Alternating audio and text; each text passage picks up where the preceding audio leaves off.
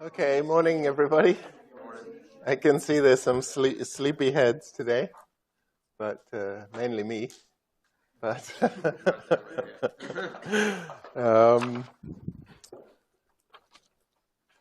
but the weekend is near.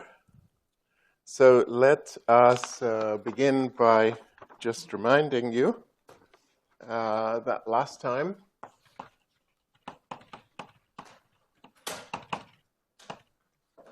we showed that the most general spherically symmetric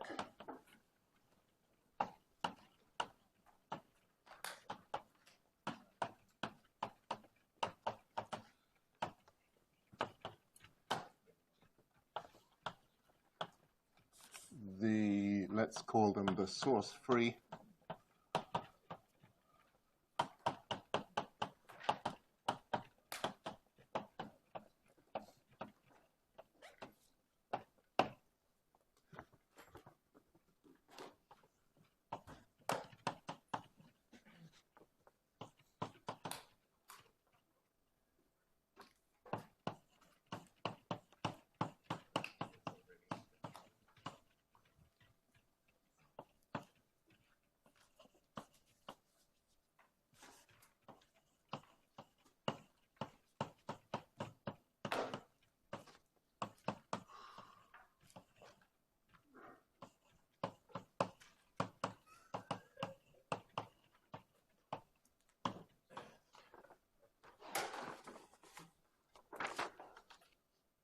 Okay, so that was a very powerful result.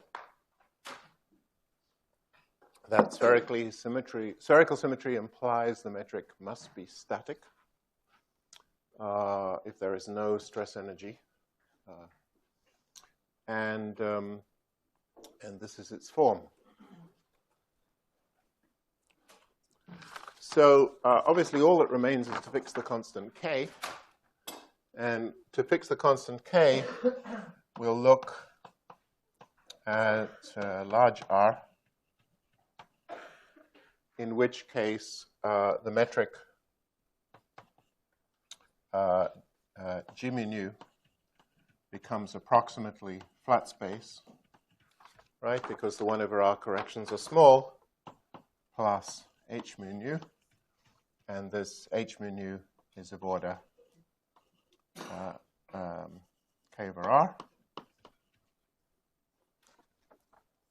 And we know what the solution represents in that limit. That so recall that H naught naught is equal to minus 2 phi over c squared. In this in the weak field limit, we can identify the 0,0 perturbation of the metric with the Newtonian gravitational potential. And so now all we have to think about is what does a Newtonian gravitational potential, which goes like constant over R, represent? And recall that phi equals minus gm over R is the Newtonian potential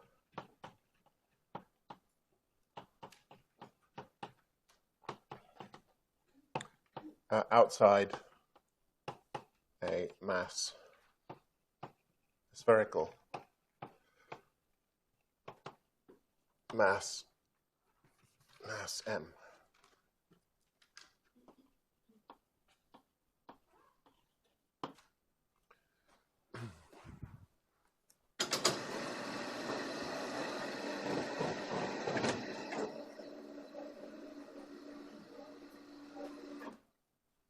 Okay, so this immediately tells us that K, that H naught naught, which is minus K over R at large R, is equal to 2 gm over c squared. And so we can, the Schwarzschild metric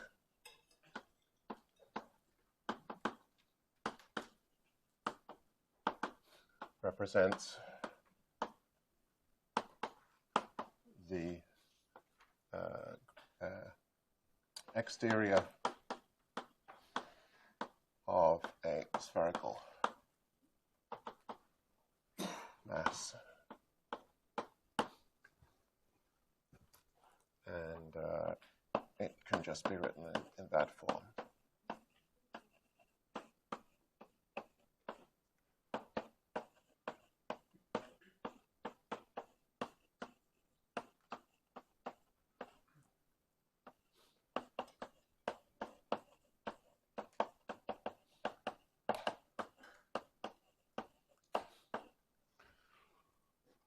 Okay, so we've identified what this integration constant means. It means the mass of the object.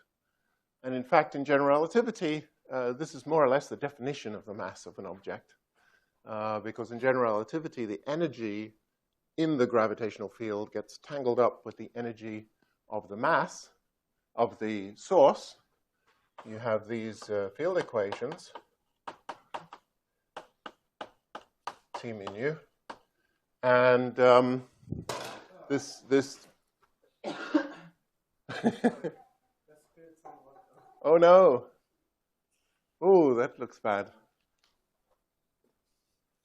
Switch it off. Switch it off. Don't electrocute yourself. Doing product Pardon? Testing if the water is testing the water. Hello.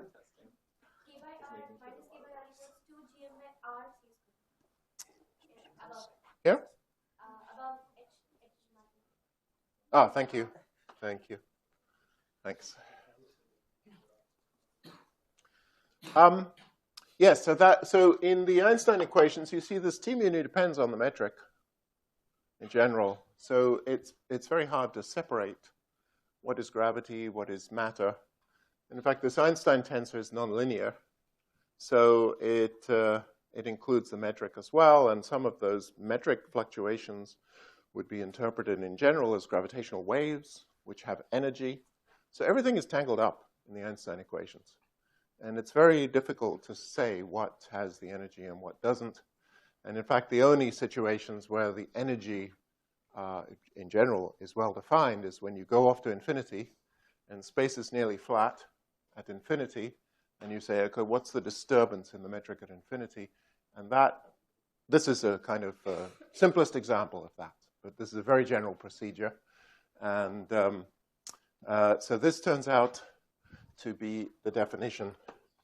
In fact, this leads to the definition of the mass of an object.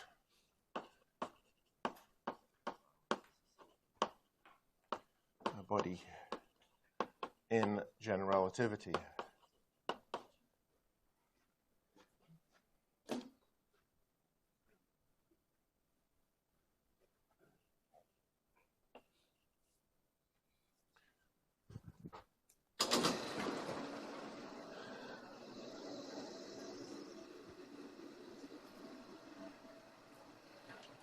So obviously the Schwarzschild metric is much more interesting than our very crude, very simple Newtonian arguments leading to the H00 because it's exact and it holds everywhere. It holds for all R.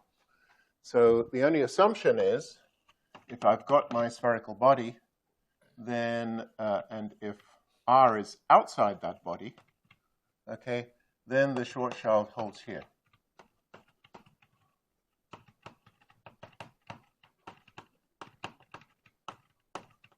Okay, so it's valid at any radius outside the body. It's not valid inside the body because there's a T mu nu, which I've ignored. Okay, but it's valid for all radii outside.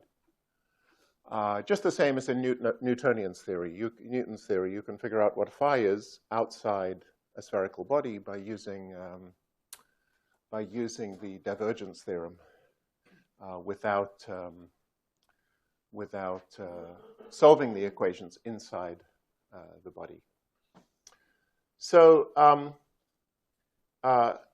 obviously what is tempting, so bearing this in mind that this is only valid outside the body, when you look at that metric, something very striking happens. What's the disaster in that metric? As I take R, the 2m, yeah, what happens to the dt squared term? Dt squared term goes to 0. Okay, so that's very strange. It looks like the metric, it appears, so provided the mass m is always inside R, right? It looks like the metric becomes singular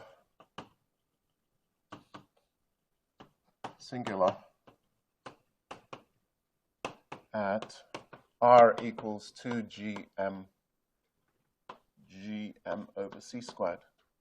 And this is called the Schwarzschild radius. Rs, the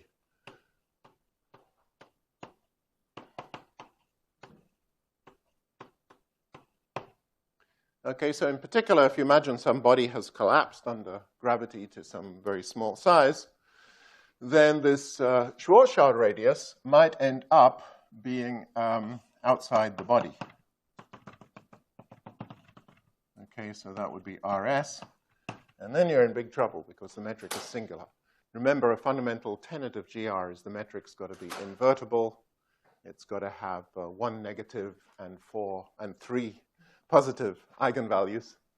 And that's not what's happening here. This has 1 zero eigenvalue and 1 infinite eigenvalue.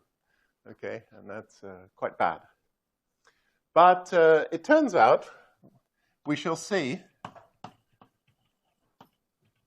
that this is a coordinate artifact.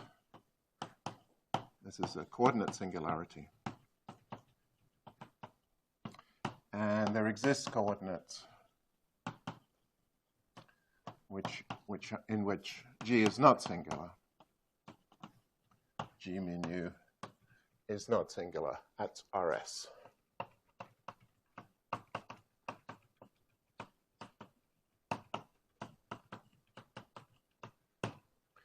Okay, nevertheless, when Schwarzschild discovered this, and for the subsequent approximately 40 years, people assumed there's some disaster at Rs.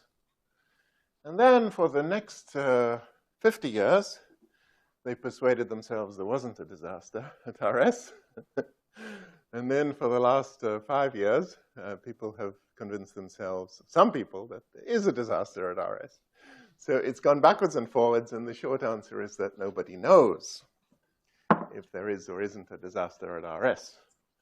So, what? It's sinusoidal. Okay, so, but there's a very big, you can see immediately, there's a huge physical effect.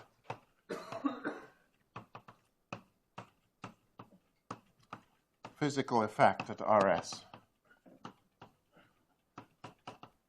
At R equals Rs. Remember, I gave you a very simple discussion of gravitational time dilation, right? So the idea was, recall, I've got a clock sitting in my gravitational field, and it measures a proper time interval delta tau. And then I say, so the idea is that this clock is going to be sitting at some fixed R. And in particular, I'm going to put it at R equals Rs. Using a rocket or something, I'm just going to stick my clock at this radius. Of course, there is a gravitational force on it, so it would tend to fall inwards. But I'm going to hold it there, or at R, as near to Rs as I can. And if I hold it there, so this is gravitational time dilation.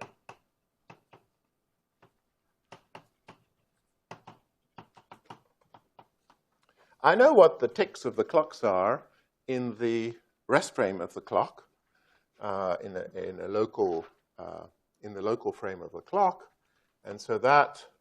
But I also know what this is in any coordinate system.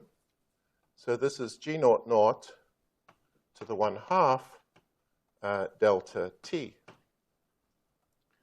Okay, because delta, if it's not moving in delta r, the dr is 0, and this is the proper time. And so we inferred from that the time between the ticks of the clock, as inferred by somebody using this time as the time, this t is the time, and that somebody is somebody at infinity. Okay, because somebody at infinity, the 1/r terms have gone away, and their proper time is dt. Okay, so it tells you that dt is delta tau. This is the value of the clock that the manufacturers made it with, times 1/2.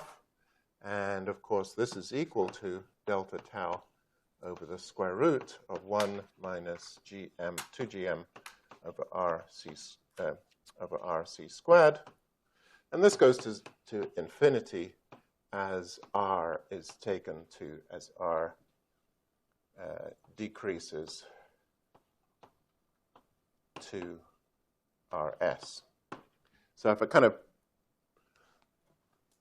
hold a clock on a rope and lower it into the black hole, and it sits very close to the horizon. As it approaches the horizon, the time I will see between its ticks is going to go to infinity. Another way of saying it, maybe more dramatically, if you watch an astronaut falling into a black hole, as they fall towards the Schwarzschild radius, what you're going to see is the wavelength of radiation coming off the astronaut becoming redder. Okay, the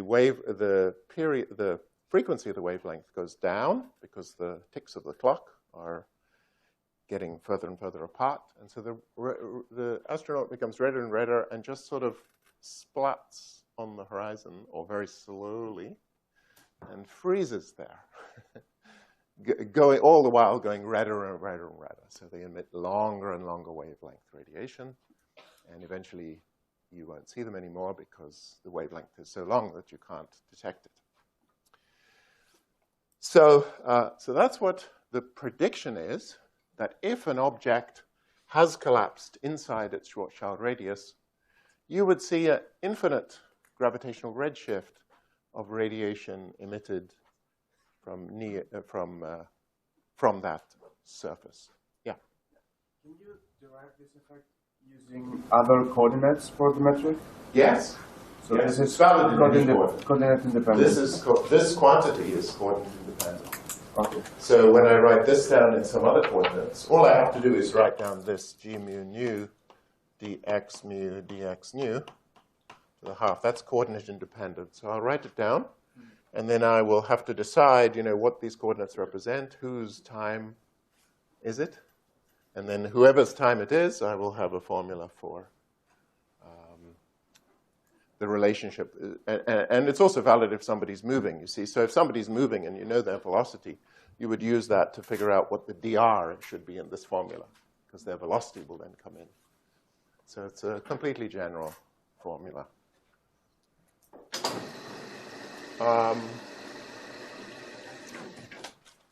So let's put some numbers in, because this is fun.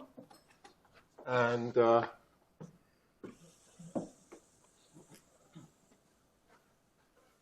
in fact, a big reason for my leaving C in and G in, lots of books set G equal to 1 and C equals 1. But it's very nice not to do that, even though it's kind of dumb to leave in the units. The reason is that when you look at a formula, you can sort of immediately take certain limits of it. You can imagine, what happens if the speed of light goes to infinity? What happens if Newton's constant is small, or if it's huge? And those things are sort of immediately obvious. So, roughly speaking, why is that number, why is the Schwarzschild radius small? Roughly speaking, the Schwarzschild radius is 2gm over rc squared. Well, it's small because c is large. C is a big number. Speed of light is big. And that's why the Schwarzschild radius is small, and so on. So, however you do it, it's very useful to actually restore the units, and it's a sort of conceptual aid to thinking about things. Now, for the sun, if we work this out, we get 2 times, so Newton's constant is 6.7 times 10 to the minus 11. The solar mass is 2 times 10 to the 30 kilograms.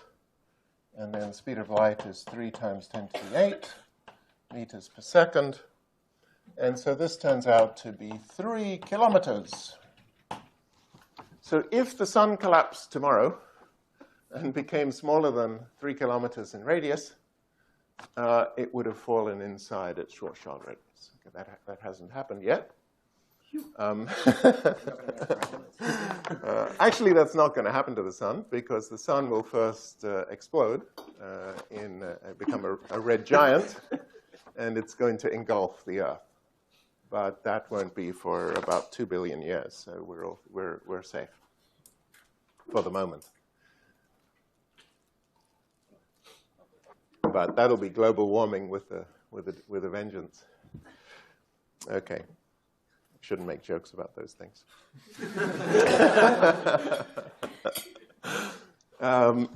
Okay. So what about the Milky Way? So obviously,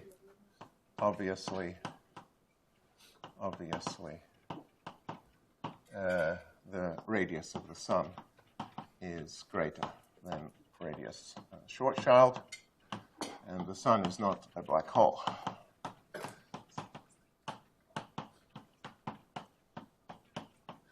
However, there is a black hole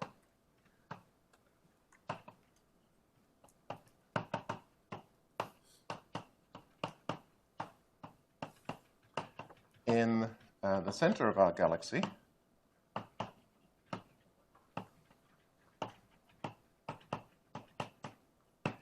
And have you seen the movie of the black hole? It's not the black hole, it's of the stars around this black hole in the center of the galaxy. Have you seen it? Some of you haven't seen it, so it's worth looking at. I meant to set it up today, but I forgot. It's online, and if you look at black hole, Milky Way, and I think use the word S2. I believe it's S2. S2 is the name of the star, which is the most dramatic one in the picture. So it's literally a movie of the position of the stars in the center of our galaxy, taken with a very powerful telescope. And what you see is these stars orbiting some object you can't see. It's black. Okay. But this is the candidate black hole. And this particular star, called S2, is very dramatic. Okay, so really you'll see a bunch of orbits and stars moving along these orbits. They're obviously going around something. But this S2 star sort of comes in like this and then, whoa, gets a big speed up as it goes near to this absent object. Okay. It's really, if you doubt that there's a black hole in the center of a galaxy, look at that movie. It's pretty spectacular. Yeah. Why don't you see like gravitational lensing or something from stars passing behind it? Yes, you should. You've got to be pretty lucky because they're small. It's still small. We're going to work out its size. So at the moment, we don't have resolution to see the size. I'm just coming to that. Okay, so from these orbital dynamics, you infer that the mass is approximately 4 million solar masses. Okay, so it's called a supermassive black hole. And the Schwarzschild radius is obviously 4 million times that number. So the Schwarzschild radius is approximately 10 to the 10 meters. Okay, or 10 million kilometers. So it's quite big, but it's a very long way away. Okay, the distance is approximately 2 times 10 to the 20 meters. Okay, the center of the galaxy, we're thousands of light years from the center of the galaxy. And this is the distance. So you can figure out the angle. It subtends, which is roughly 10 to the minus 10 radians. Right? 2 pi radians is 360 degrees. This is 10 to the minus 10 radians. So it's a tiny, tiny, tiny, tiny object on the sky. Okay, this is why we can't yet watch things behind it. Nevertheless, technology is getting pretty powerful. Okay? And so there's something called very long baseline interferometry, which is basically using all the radio telescopes on the planet as a big, or many of them, as a big interferometer. Okay, so this is something which Avery Broderick, who's here, is one of the leaders. So you have all these radio telescopes, and they're looking at this tiny, tiny object. And you know for any optical device that the resolution is approximately the wavelength of the radiation divided by the length of the baseline. Okay? So the biggest baseline you can get currently, we have to go to the moon to make a bigger one, but the biggest baseline you can get is the diameter of the Earth. The sort of reasonable wavelength, though it's pushing technology, is about 1 millimeter. This would be hundreds of gigahertz. So radio telescopes typically operate at gigahertz, which corresponds to meters wavelengths, but about 100, or rather 10 centimeters. But if you go to 100 gigahertz, you get down to millimeter. And the size of the planet, of course, is 6,000. Radius is 6,000 kilometers. So let's say with the diameter, that's 10 to the 7 meters.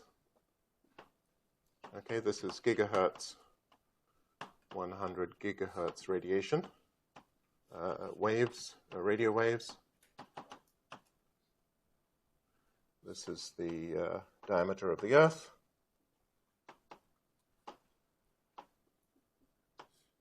And that's almost at 10 to the minus 10. Okay, and so it's pushing the limits. You've got to go to the shortest radiation that's pretty much feasible, and you've got to go to the biggest telescope you can imagine, and then you might be able to see the black hole. Yeah. What's the size dependent by like the average star, like comparison? What's an average star? Depends how near it is. Yeah, but I'm saying like the stars say like it's rotated going around the black hole. Oh, they're smaller. They're smaller than the black hole. Wait, sorry, no, I'm wrong. Well, what's the radius of the sun? Just compare it to the Schwarzschild radius to the radius of the sun. What's the radius of the sun? I don't remember. This is not very big. 10 million kilometers.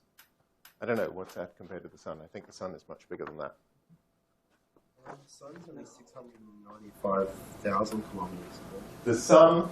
695,500 kilometers. That's the radius? The solar radius. Say again? 695,500 695,000 kilometers. kilometers. Okay. It's like 100 Earths across. So let's call that a million, so 10 to the 9 meters. Okay, so it's a bit bigger than the sun. 10 times bigger. So yeah, in principle, you could see the stars going behind it. You have to be lucky.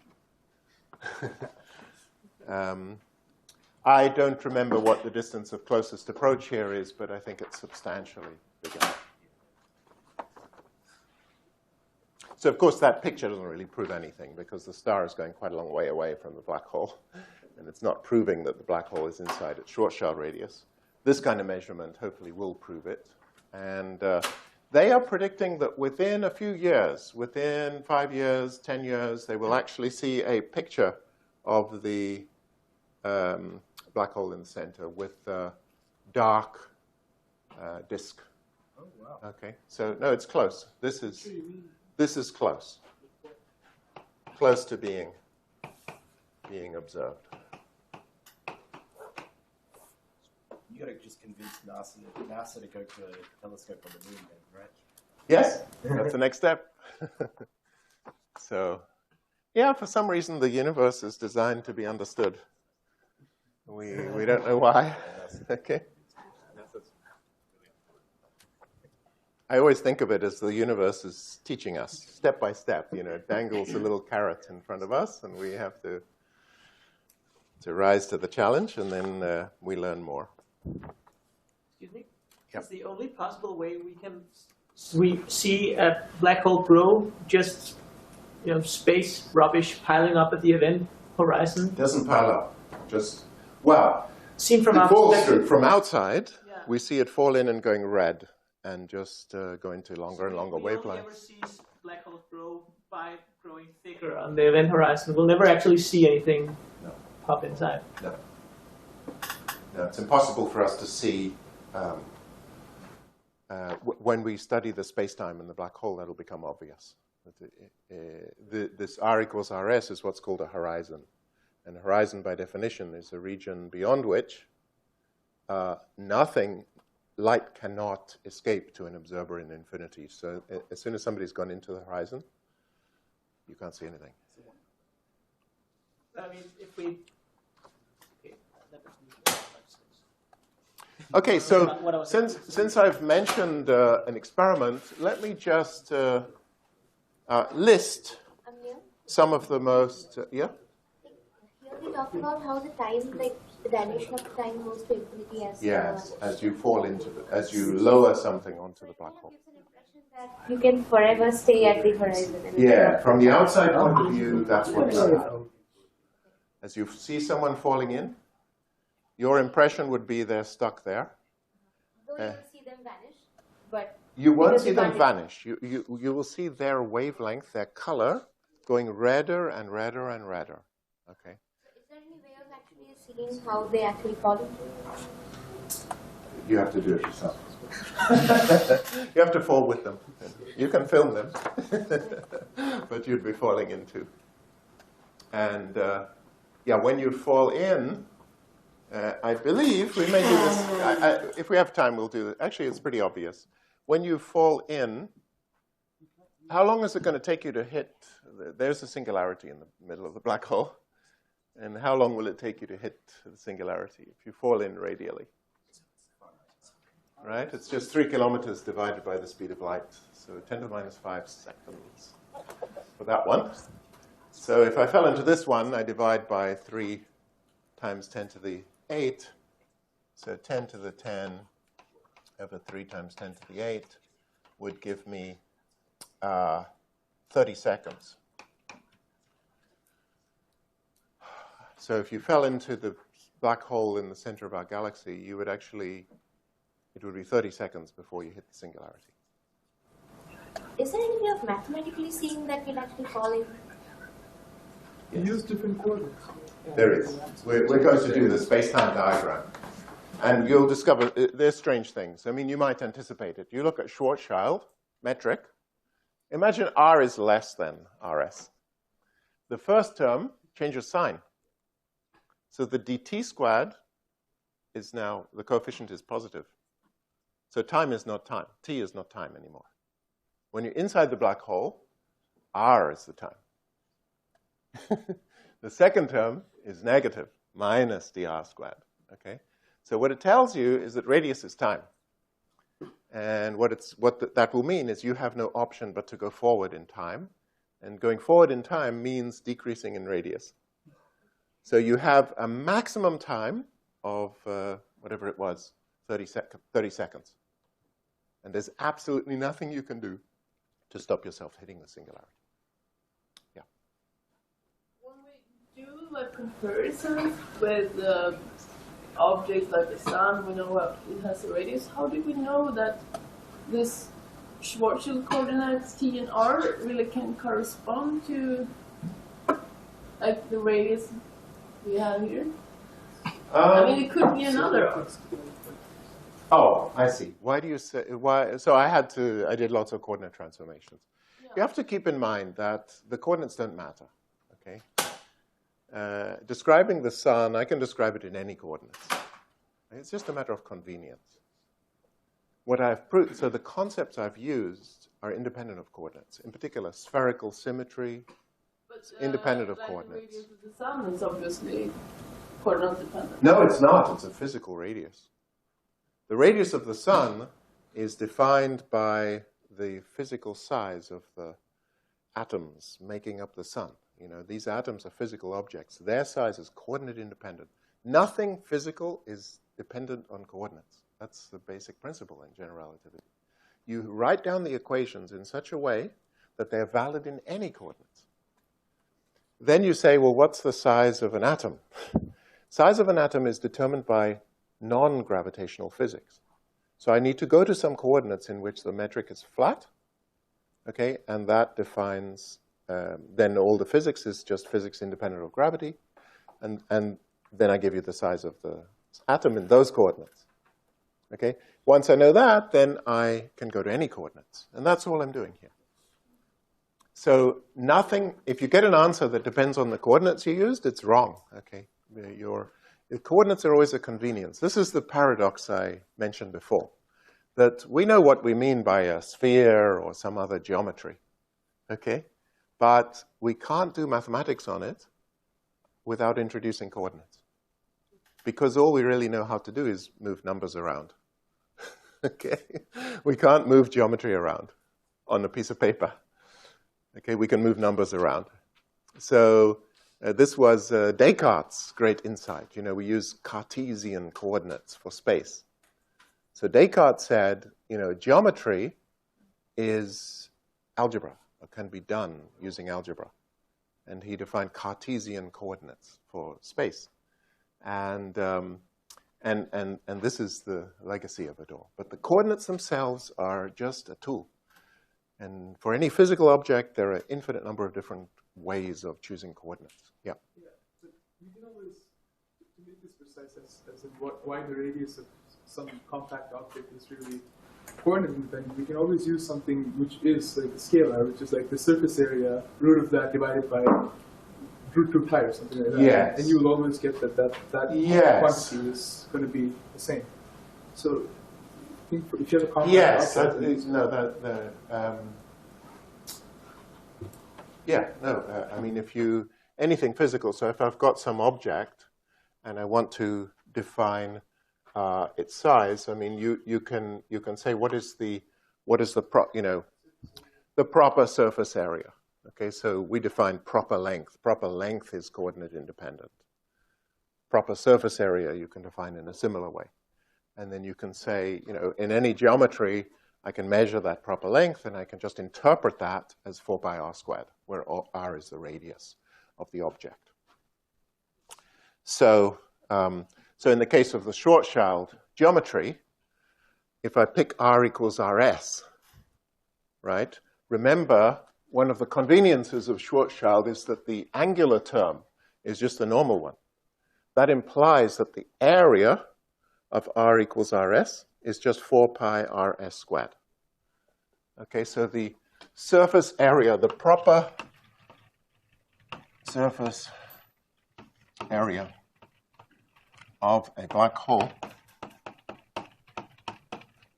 is equal to 4 pi times rs.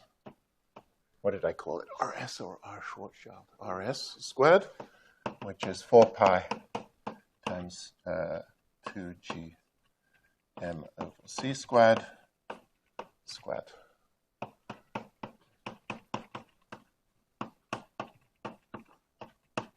And this is completely coordinate independent.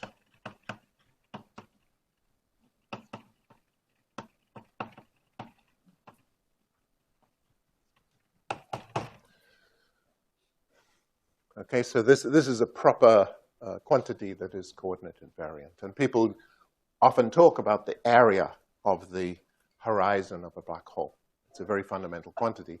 In fact, there's a famous result due to Bekenstein, which is that he conjectured that the area of a black hole corresponds to its entropy, and it can only ever increase. The total area of black hole horizons can never decrease. And then there are various theorems to this effect, that if you collide two black holes and they form one, and the one settles down to spherical symmetry, that the final area has to always be bigger than the combined area of the two initial black holes. Okay, and again, it's a completely coordinate invariant statement. Okay, so since I mentioned experiments, let me talk about tests of GR, and then we're going to do some one of them in the rest of this lecture. We've already mentioned the equivalence principle, and by the way, this is a very exciting field now. There's lots and lots of different experiments going on in GR to test GR. So the equivalence principle, and this is the idea that all objects fall in the same way in a given metric. Okay, so what people have measured is the difference in acceleration between two objects placed, for example, in the Earth's gravitational field, and that is the state of the art is that this acceleration, so two different objects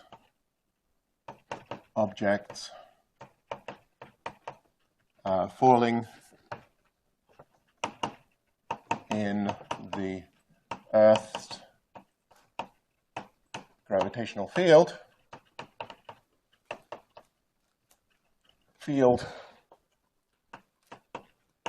experience the same acceleration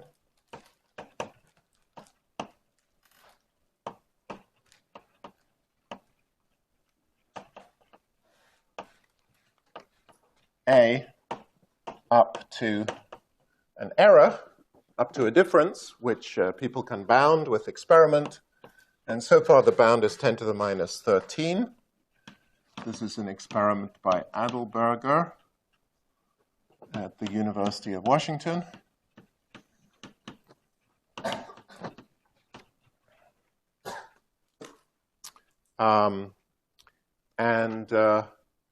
The step the satellite experiment. So this is the satellite test of the equivalence principle, which is so this is just proposed. It seems to be progressing well. You'll find papers on this on the archive. There's a review 1401.4784 by Overduin et al. The step satellite is predicted to give a limit delta A over A of less than about 10 to the minus 18. Okay, so that's what's in prospect. What is this not just Newtonian gravity? Sorry? Right. Saying that two different objects experience the same acceleration in Earth's gravitational field, isn't that just Newtonian gravity? Yes, it is. Newtonian gravity satisfies the equivalence principle. But isn't the equivalence principle that there's no difference between falling in a gravitational field and being accelerated? Sorry, standing still on the ground. No, okay, so this is the sort of most basic aspect of the equivalence principle, which is, if you like, the motivation for Einstein's theory was just to notice that all objects fall the same. So that was the initial motivation. Yeah, okay, so there are different versions. This is sometimes called the weak equivalence principle. It's the very starting point of GR.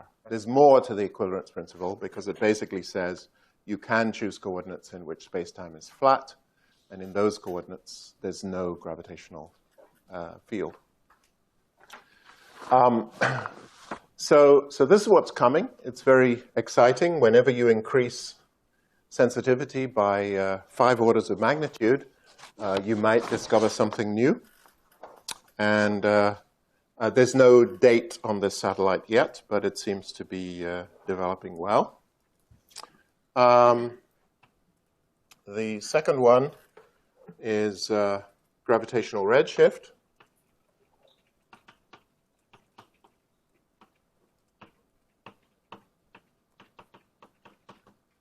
And so for the sun, the best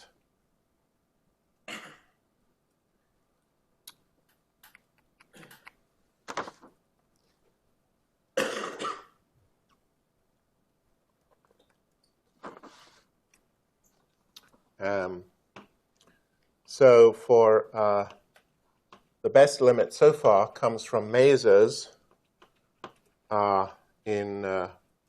which basically emit a very precisely defined frequency of radiation. So masers on Earth, you compare 2 masers, one on the Earth and in orbit. So basically, you put a maser in orbit, and you send radiation down to the Earth, and there's a maser on Earth, and you compare the wavelength of the 2 masers, and the inference from that is the change in frequency minus the theoretical change in frequency, just the gravitational redshift we talked about, divided by the theoretical frequency. So this is the error compared to theory is less than 2 times 10 to the minus 4 currently.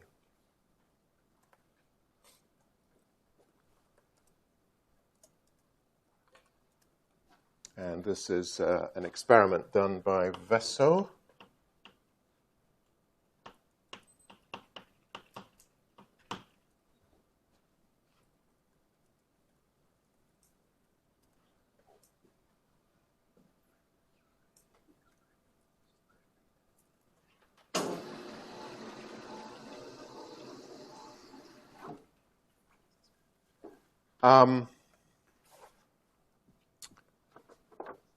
Then we have deflection of light.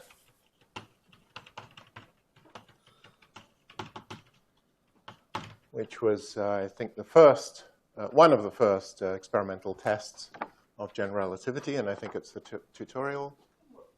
It's a homework, okay? So that's the homework. That now has an accuracy, the deflection angle of light going around the sun minus the theoretical prediction over the theoretical prediction is less than 3 times 10 to the minus 3.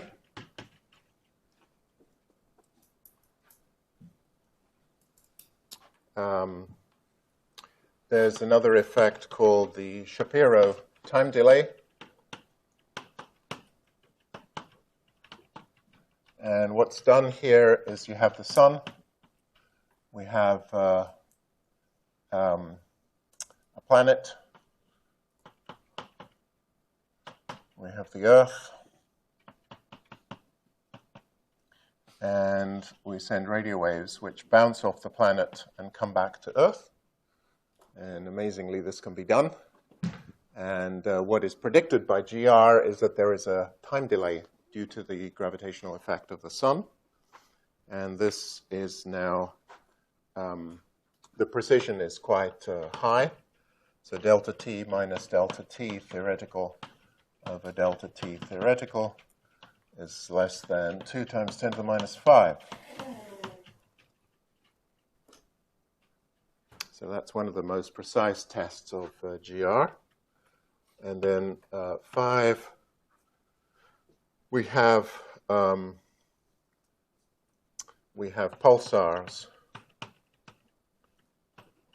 And pulsars are neutron stars, which are spinning very rapidly, and they're like beacons in the sky. So they emit pulses of radio waves. And because they're very compact objects, as I already discussed, this quantity 2gm over RC squared is typically on the surface of the neutron star is typically around 0.1. You get big effects from GR. And in fact, one of the most dramatic tests of GR was the binary pulsar. I've forgotten its number, but this was observed by Hulse and Taylor. This is the confirmation of the GR prediction for gravitational waves.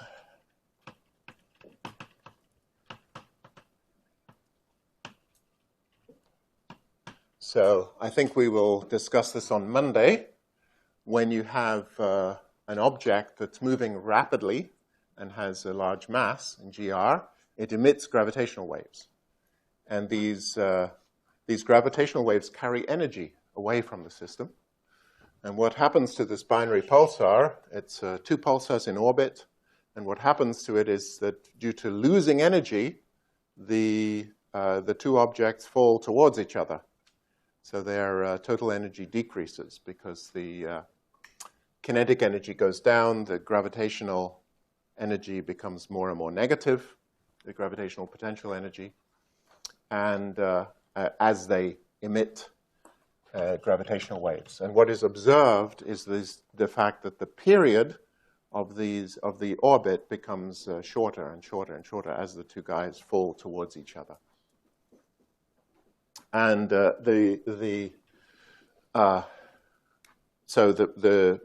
one can, using the observed parameters of the system, you can predict exactly how the period should change with time, and it agrees with general relativity. So agrees with GR to around 2 times 10 to the minus 3.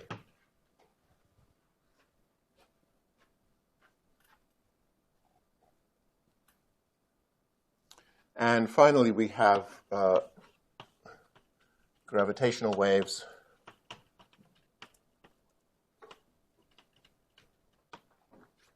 Direct detection of gravitational waves.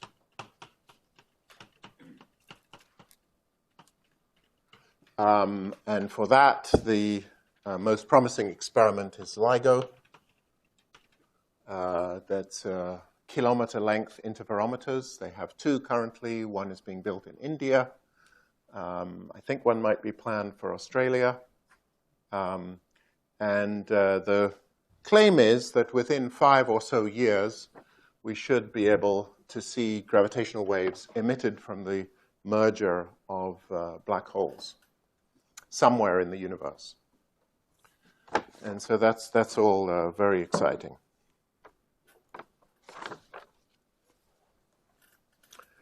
And then the last one I'm going to talk about is it was actually the first experimental indication in favor of GR. And I'll try and do that now.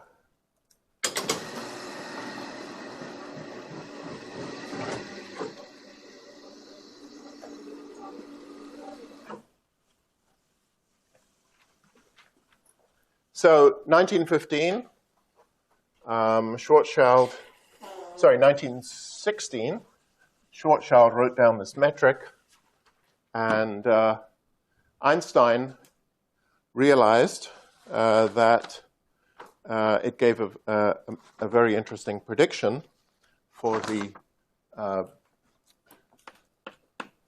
perihelion shift of Mercury.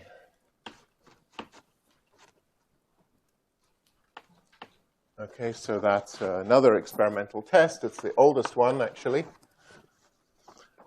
That it was known from the 19th century that if you look at the orbit of Mercury, it's not a perfect ellipse. In Newton's theory, as we will see, the orbits of the planets, providing you treat the sun as a spherical object, the orbits of, and you ignore the interactions between the planets, then the orbit of an object around the sun would be periodic. It's a fundamental prediction of Newton's theory, that the orbit is an ellipse and the motion is exactly periodic. Okay? That's essentially because it's an integrable system. In an integrable system, you have this periodicity. But Einstein realized that his equations change that prediction a little bit. So that the orbit of a planet is not exactly periodic, that it precesses. The ellipse will precess slowly around the sun, and that's called a perihelion shift. Now, obviously, Mercury is closest to the sun. The gravitational field is largest, so you should expect the biggest effect there. And it just happened that in the 19th century, astronomers had been measuring the orbit of Mercury very, very accurately, and they'd noticed this anomaly. It's a tiny anomaly, okay? The anomaly is that the orbit of Mercury precesses by 43 arc seconds, right? 60 seconds in a minute, 60 minutes in a degree. So 43 over 3,600 of a degree per century. Okay. There was this tiny anomaly that Mercury is just drifting around at 43 arc seconds per century. And so Einstein knew that. And so when Schwarzschild came up with his metric, Einstein tried to work out, are orbits going to be periodic or not? And he went through the calculation, and as you will see, absolutely miraculously, the prediction of GR is 43 arc seconds per century. Okay, so. How did they measure 43 seconds per century? Like, yeah, it's a good question. I mean, I can just quote the numbers. So Mercury completes 415 orbits per year, per Earth year. Okay, so a lot of orbits. Yeah, so in a century there's 40,000 orbits. And so yeah, if you measure it every day, you're roughly the orbit is one day, one Earth day. So there's a lot of orbits in there, and they had measured it to about 1 arc second accuracy per century. The angle you're looking for is about 1/millionth of a radian per orbit. Okay, that's what you're looking for. So let us see how that works. That was, again, totally spectacular prediction, and it's impossible to imagine really how Einstein felt when he took this Schwarzschild metric and just worked out its consequences and got exactly the right number. I mean, if that doesn't convince you, you're on the right track, you know nothing well. So it's worth understanding. So this happened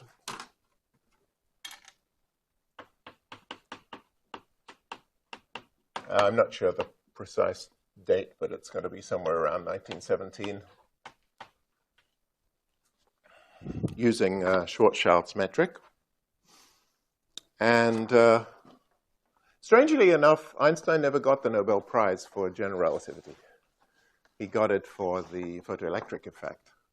And the reason is that people were still skeptical about this for a long time. As late as the 1960s, people were saying maybe this precession of Mercury was due to the fact that the sun is not perfectly spherically symmetric.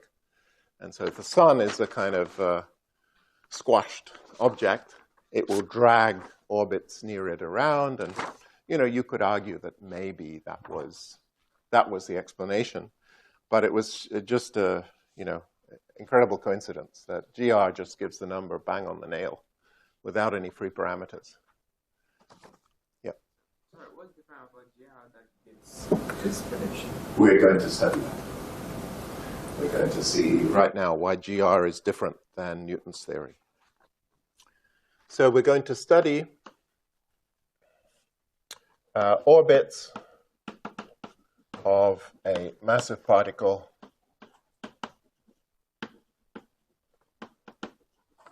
in the Schwarzschild metric.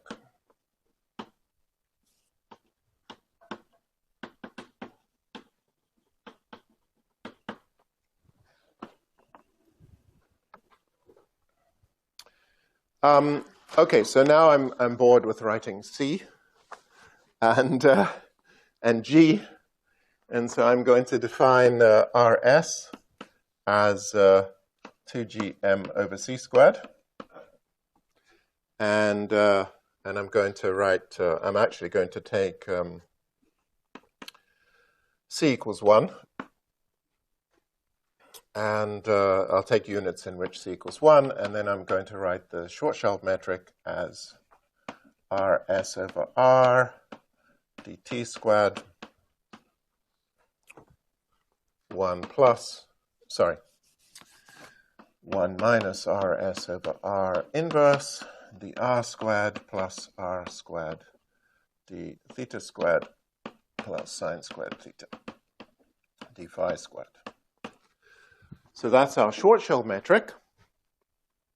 And for a massive particle,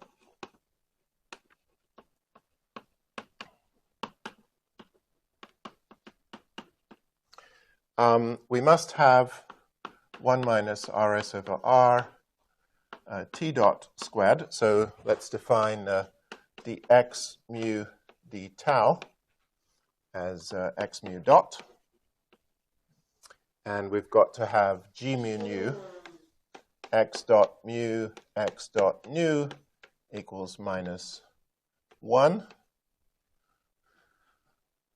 Okay, because I'm using units where c is 1. And so let's just write that down. That's equal to plus 1 minus Rs over R inverse R dot squared plus R squared theta dot squared plus sine squared theta phi dot squared equals minus 1. So that's our first equation for the full velocity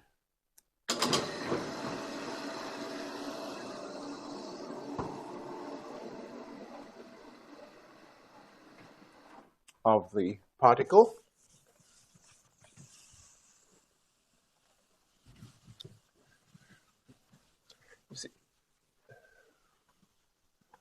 So that equation has to be satisfied.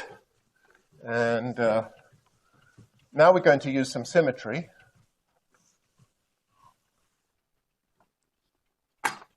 So spherical symmetry.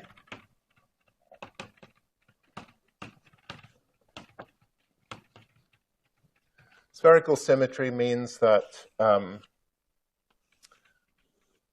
that the metric is spherical, and this implies that or you may expect that the solution is going to be for this polar angle theta, that if I pick theta equals pi over 2, the particle is just going to go around the equator.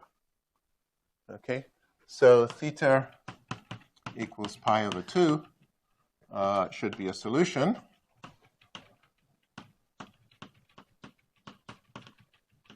And you should expect that all other solutions are obtained just by rotating that orbit using rotations to obtain the orbit in any other direction.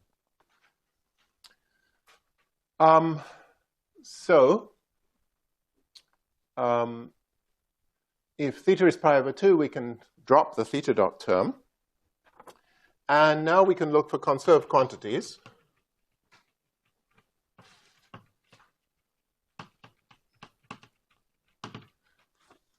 So as we discussed earlier, the metric is independent of t and phi. Okay, so the g mu nu there does not depend on t, nor does it depend on phi. Okay, it only depends on r and theta. So because of that, we expect conserved quantities.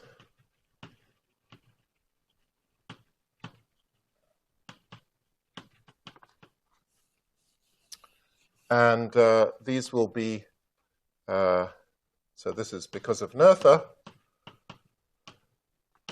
And those, as we discussed before, we're going to have gt mu x dot mu and g phi mu x dot mu.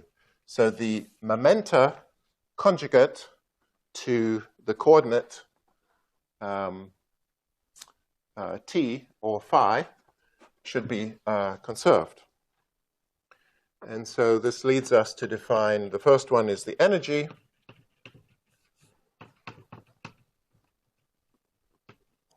E, which is 1 minus Rs over R T dot. Okay, because the metric is diagonal, so this term is GTT. So GTT times T dot is the first term, 1 minus Rs over R times T dot. This is conserved, and we should also have an angular momentum.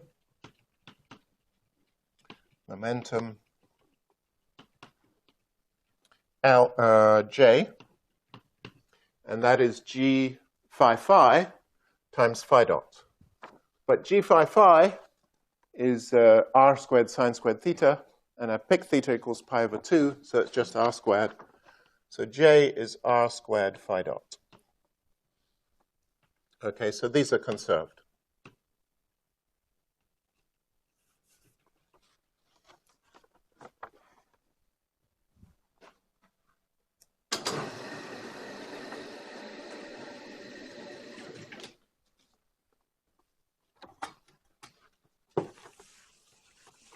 So this is very nice because I have 3 equations now.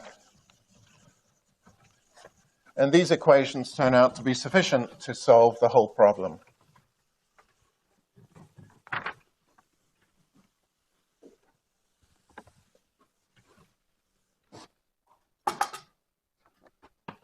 So 3 equations for 3 unknowns. T dot, R dot, phi dot, and so we can solve. So this is often the case, that when you have symmetry, you don't need to solve the full equation. Okay, your first thought might be, oh, let me write down the geodesic equation for a particle in Schwarzschild. And that's fine, it's correct, but it's a second-order differential equation. It's much harder to solve. So much easier is to write down all the conserved quantities, and they turn out, in situations of symmetry, the conserved quantities are frequently enough to enable you to solve everything. Yeah. So isometries equal the Number of conserved quantities. Yeah, so then it should ensure that it's enough for the system to be completely linked. Yeah, so you need a certain number of them. Yeah. It'll help, but not all the HAs will be separable. So. That's right. Yeah. So the general statement is you need a number of conserved quantities equal to the number of degrees of freedom if you're going to be able to solve just using the conserved quantities. Okay? And in this case, we have the symmetry conserved quantities, and we have this constraint, g mu nu x dot nu is -1. And that's enough to solve. Of course, once you've got the solution, you can always go back and check it satisfies the geodesic equation, and it is guaranteed to do that. Right, so let us now solve. So the way we're going to solve is eliminating t dot and phi dot from that second line on the top blackboard. So we get minus e squared. So we're going to eliminate t dot and phi dot using these conserved quantities. So this is 1 minus rs over r plus r dot squared over 1 minus rs over r plus j squared over r squared equals minus 1. And this is worth staring at a little bit, or reorganizing. So let's reorganize it. So it's r dot squared plus some potential energy, which is a function of r, is equal to e squared minus 1, which is a constant.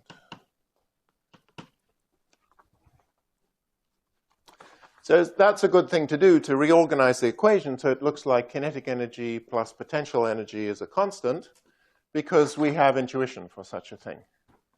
If you think about a particle moving in some potential, it obeys this equation. In Newtonian mechanics, it obeys this equation. And we know what will happen is that the total energy, if I give you some potential V of r, and I have my particle with a certain energy, I plot V of r, I plot the energy, and I know the particle is going to be moving along this line, and the difference between the energy and the potential is the kinetic energy. Okay, so, and we know intuitively exactly what's going to happen. It's going to ravel backwards and forwards. So it's always a good idea to try and write a differential equation in that form. It sort of, you can see at a glance all of the possible solutions. So V of r is this potential. It's minus rs over r. Let's see if we can see that. See, when I multiply this through here, I'm going to get a minus 1, which I'll leave on the right-hand side, and I'm going to get a plus rs over r, which I'll move to the left-hand side. This is just the usual Newtonian potential.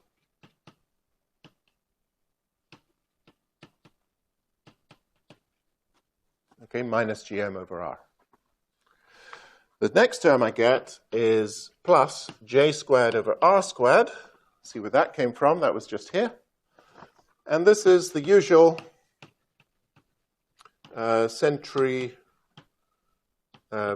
what is it? The centripetal or centrifugal? Centripetal force. Okay, so when you do Newtonian dynamics, the angular part of the motion gives you an effective potential 1 over r squared. It's just saying it's very hard to go to r equals 0 if you've got some angular momentum. That's where it's coming from. And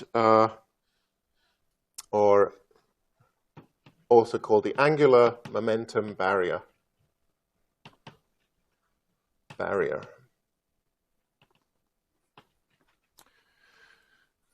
So that's the usual angular momentum barrier, nothing new so far. And then we have a final term, which is rs j squared over r cubed. And that came about when I multiplied this term into the denominator, and I got the minus jrs over r cubed. So that's the effective potential. And here is the GR correction.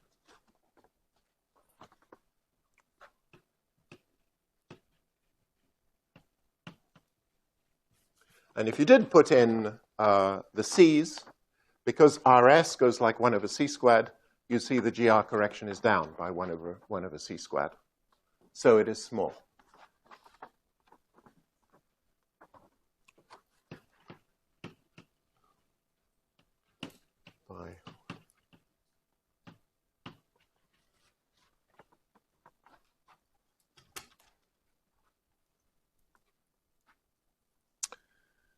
Okay, so let's sketch that potential.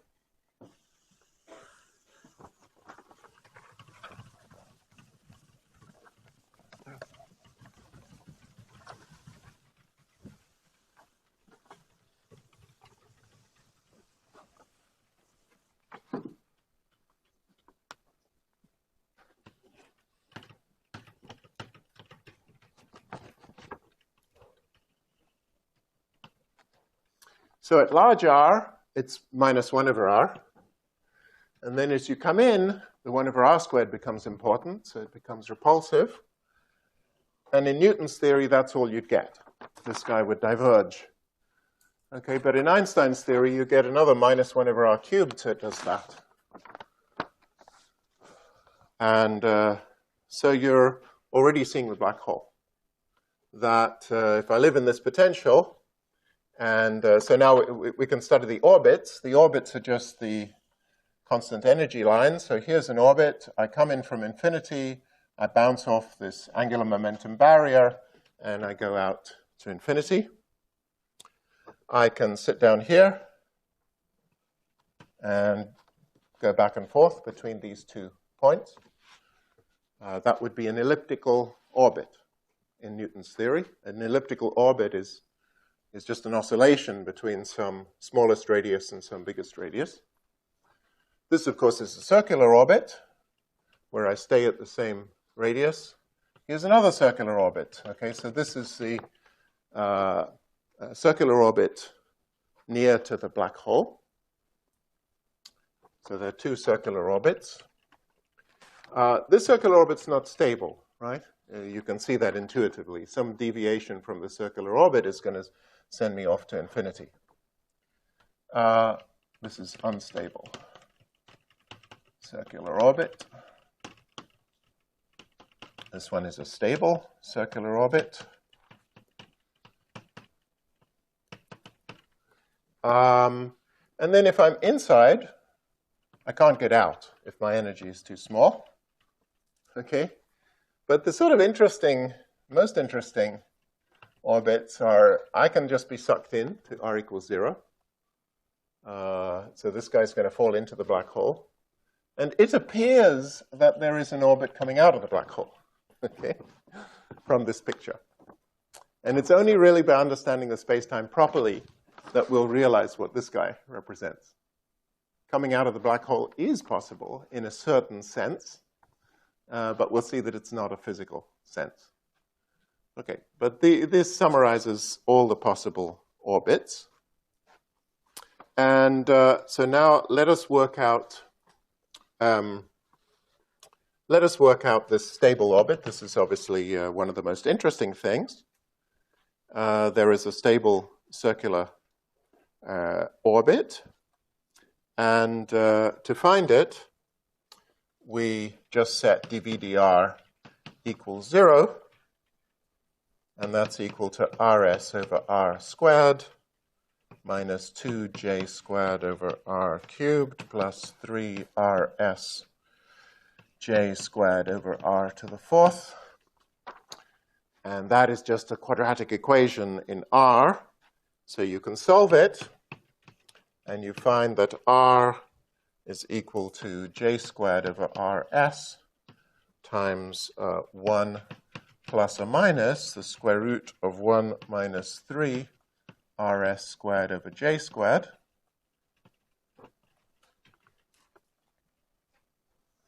And the stable one is the plus sign. R stable is equal to j squared over rs, 1 plus square root 1 minus 3 rs squared over j squared. So something funny happens as compared to Newton's theory.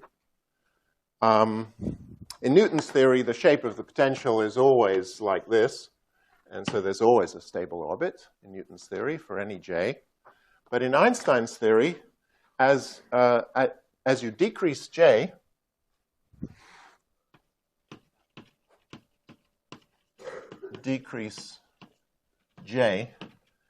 there is an innermost stable circular orbit. And in the jargon, this is known as a ISCO. So Schwarzschild geometry has an innermost stable orbit. Things cannot orbit stably at any smaller radii. And you can see immediately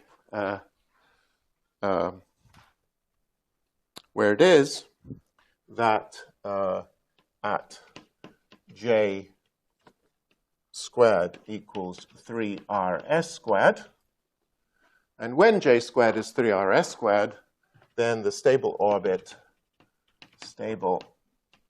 is equal to 3rs. Okay, so you've got your black hole. Imagine there's stuff going around it. The stuff going around it just cannot sit in a stable orbit, circular orbit inside of 3 times the Schwarzschild radius, or 6 gm over RC squared. If you get beneath that, there are no stable circular orbits. So that's a very interesting phenomenon as compared to Newton's theory.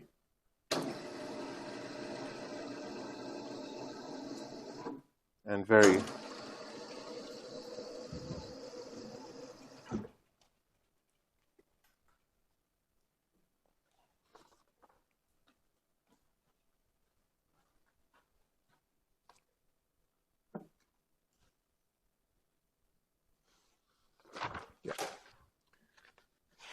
Okay, so let me see.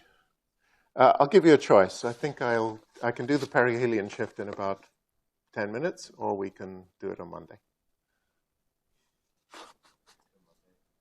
Monday? Sounds good. So we'll do the perihelion shift on Monday. It's just a little bit of algebra using this equation.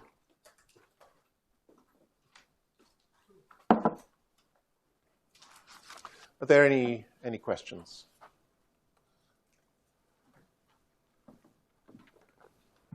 Yeah. So, what was the accuracy of the measurement? Say again? Like between Einstein's prediction and the actual measurement, what was that? Okay, so the measurement was 43 arc seconds per century. Okay, so basically the orbit does this. Whoops, I draw it. Here's the focus of the ellipse, and it sort of does this. Okay, so the line through the ellipse is rotating at 43 arc seconds per century, and the measurement was plus or minus 1 arc second.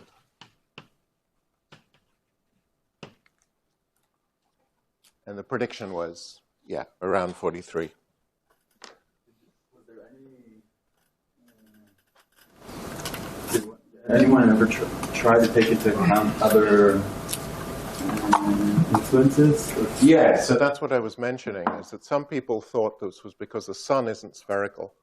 Even just other... Us pulling Mercury.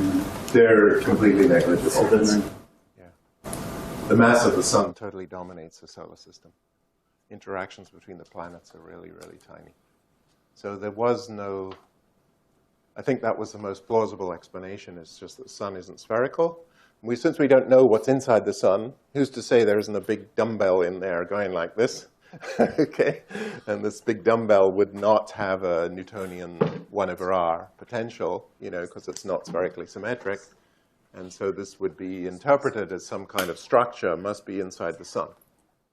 In Einstein's theory, a spherical sun is good enough to explain the whole thing.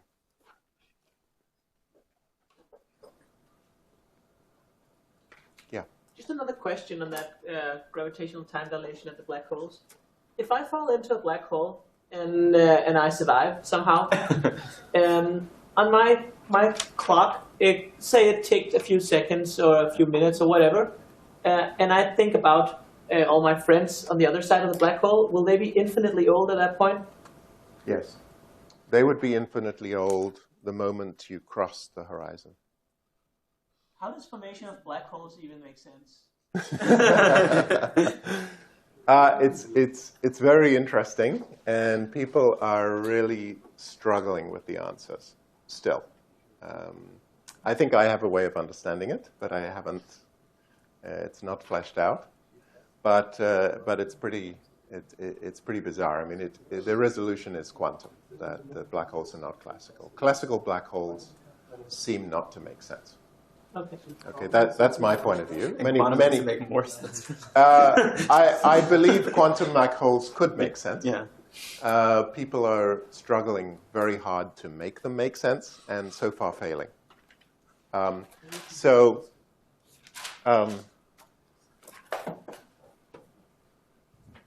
Yeah, so classically, when you fall into the black hole, you're totally disconnected from the outside world.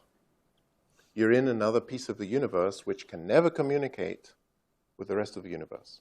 So the reason why that's so troubling is that the whole idea in quantum mechanics is that you have a space of states, and evolution is unitary. And the evolution mixes all of these states, but they all talk to each other. I mean, unless I might have some super selection sector that basically breaks the quantum system up into subsystems. But within a subsystem, everybody talks to everybody else. And that's the fundamental to quantum mechanics. It's unitary, it's complete. You cannot separate something off. So for example, in a classical system, if I have a potential like this, then the orbits here are disconnected. So they rattle around here forever, and they never talk to those guys. Quantum mechanically, it's impossible. Quantum mechanically, you have tunneling, and everything is connected to everything else.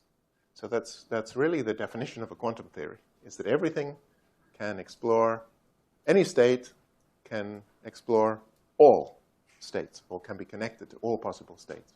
Now, if you're telling me that a part of the universe can disconnect and never reconnect, that seems to be incompatible with quantum mechanics.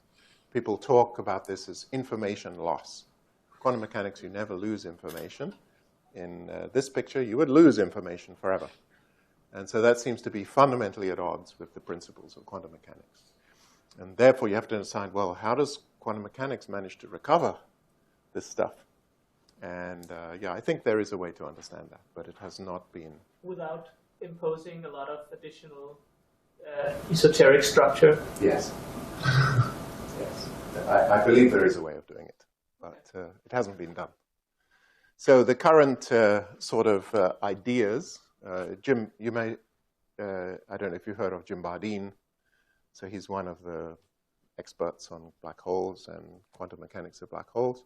He's the son of John Bardeen, who won 2 Nobel Prizes in physics, the only person who ever won 2. He invented the transistor, and he described superconductivity. And both of his sons are physicists, and one is Jim Bardeen, and he was here. I'm not sure if he's still here, but he was here for a while.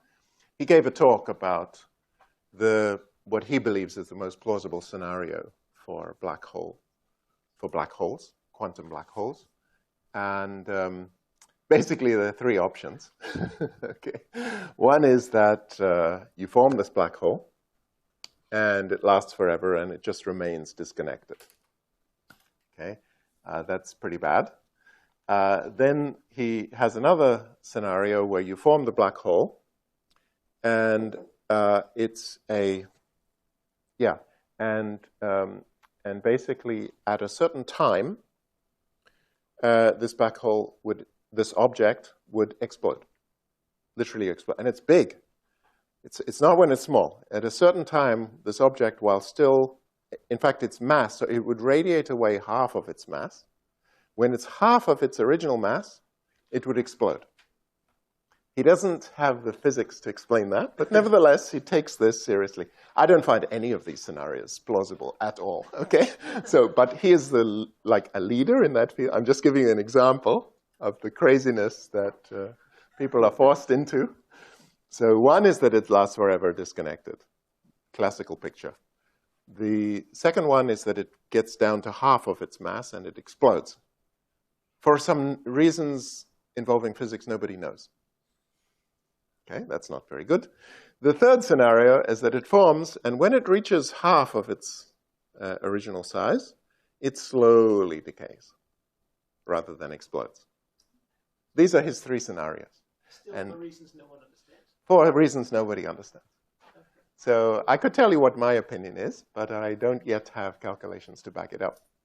But I think there's an absolutely clear way to resolve these issues, and it's nothing to do with explosions. You can't leave us hanging like that. Well, I did write a paper last December where I explained quantum tunneling in a new way. And the way is that when something tunnels through a barrier, its coordinate, in a very definite sense, becomes a complex number, not a real number.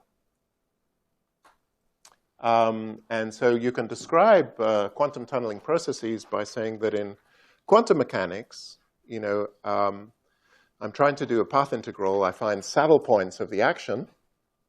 That when you find a saddle point, there is absolutely no reason why a saddle point is a solution of the classical equations. Delta S, delta phi is 0. In quantum mechanics, there's absolutely no reason why that solution should be real. It can be complex. And the explanation for quantum tunneling that I gave is that if you look if this is x, v of x, you have to look in the complex plane. And so whereas classically a particle cannot go through a barrier, quantum mechanically, there turns out there are solutions which do this, and they just go nicely around the barrier in the complex plane. Then you say, what the hell does that mean if x is complex? But actually, there's a way of measuring it. So there is a way of measuring the imaginary part of this coordinate as it is tunneling. And in fact, we are on the threshold of technologies which will enable us to measure that. So now you say, what about the black hole? Well, the black hole is just evaporation is quantum tunneling. Classically, stuff goes in, it makes the black hole, it never comes out. Quantum mechanically, it has to come out through Hawking radiation. And so what you have is some incoming state. You've got some outgoing state, which is the Hawking radiation with no black hole. The task is to find the solution of the Einstein equations that connects the two. It's a saddle point. It will be complex. It will not have a Schwarzschild horizon because the whole thing, geometry is complex. And all of the debates people are having are totally beside the point. That's my view. And that it may be that all the ingredients for solving the problem are in Einstein's equations, but you've got to find some non-trivial solutions of those equations. Nobody's even tried.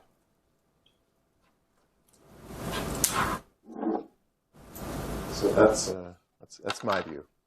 The converse is also true. If there is no solution, if there's no classical solution satisfying the appropriate boundary conditions, then we will never understand black hole evaporation until we go beyond semi-classical. So then if there's no such solution, you're doomed until you have a theory of quantum gravity. But all the discussions people are currently having are completely besides the point. That's my humble view.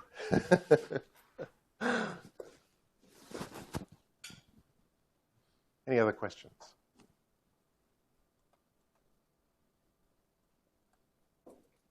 And so far, nobody's disagreed with me. Okay, but they're still very busy making these funny scenarios with putative explosions driven by quantum effects and so on. Yeah. I'm still wondering about this extra term. Yes. Yeah, because in proceeding to get here, we made some and we took some symmetries of the GR theory that seemed to make it as close to Newton's theory as we can go. No, the symmetry was just spherical symmetry, so we didn't say it was close to Newton. It was a physical assumption that the star was spherical. So then, like, what accounts for the difference between the two predictions? I mean, we can go from the metric and come here. Yes. But what can we say about why there's an extra term? It's a good question. What's the sort of fundamental origin of that term? I mean, it follows from the assumptions. If you want to somehow get some insight into why we got that extra term, I'm not sure I can give it without thinking more. you know, basically it happened because I multiplied through by this 1 minus Rs over R. So in Newton, maybe one way of saying it is the following. Yeah, I mean, it's coming from the no, that's not the gravitational. It's coming from this term. Imagine I didn't have that denominator and I multiplied through. Then I would only get Newton. So it clearly comes from here. It comes from this term in the metric, the dr squared term. Okay, this is the gravitational potential term. It's really the same as Newton, but this is the other term. So somehow in Newtonian theory, you don't have a correction to dr squared. You could say Newtonian theory is just like Einstein, but without a correction to dr squared. It's sort of, yeah, space would be just flat space. Space is not being bent by gravity. So in Einstein's theory, space is being distorted by gravity. And that's responsible by this, for this term. As I mentioned, when Einstein did his first calculation of the deflection of light, he only knew about the first term, the 1 minus Rs over R, because he didn't have the field equations. So he didn't know that there would be a coefficient of dr squared, and he just neglected it. And that's why he got the deflection angle of light wrong by a factor of 2. He just ignored that. He didn't know about the other term. So his first prediction was that the deflection angle was a half of the correct one. Then he got the field equations, and he realized, whoops, there's a correction to the metric, and then it gave the perihelion shift and the deflection of light. So, but yeah, it's coming from the distortion of space. I mean, I think that's the best explanation I can give. In Newton's theory, space is absolute, and then you have this force acting in space, right? Nothing bends space in Newton's theory. It's always flat. But in Einstein's theory, the whole of space bends. Any other questions? No? Okay, great. So